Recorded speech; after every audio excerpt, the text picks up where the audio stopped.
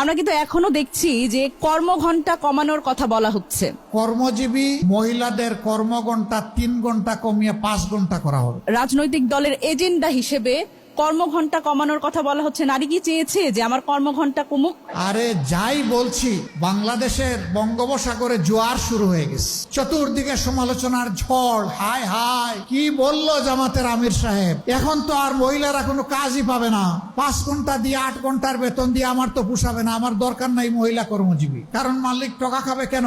আরেক দল বলতেছে যাও মহিলারা একটু রুজি রোজগার করতো, রাস্তাটা দিলেন আপনি বন্ধ করে। কোথাও কি তারা এই দাবি করেছে? করেনি। নারীরা চেয়েছে যে তার সেই কর্মক্ষেত্রে স্বাধীনভাবে থাকুক এবং তার সমস্যাগুলো বিবেচনায় নেওয়া হোক। ভাই, একদিনে সব কথা বলা যায় না। বিবেচনা না করে, চিন্তা না করে এই কথা বলি নাই যে আপনি বলেছেন মহিলাদের কর্মঘণ্টা কমিয়ে দেবেন, এটা কি বৈষম্য না?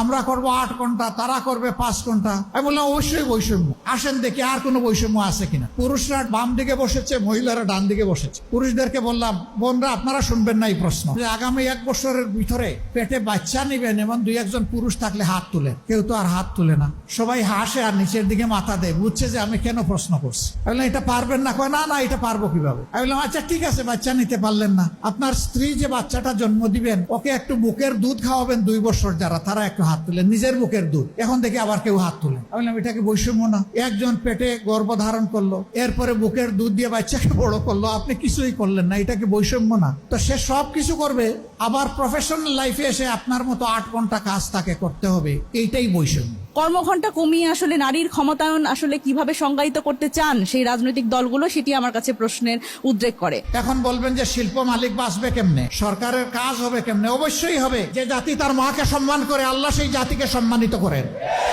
চুররা চুরি করে সমাজ থেকে পকেট কেটে লুণ্ঠন করে যেই টাকা নিয়ে যায়, সেই টাকা যদি ফেরত আসে, সেই টাকা যদি সদ্ব্যবহার করা যায়, মায়েকে রানীর মর্যাদায় প্রতিষ্ঠিত করা হবে ইনশাআল্লাহ।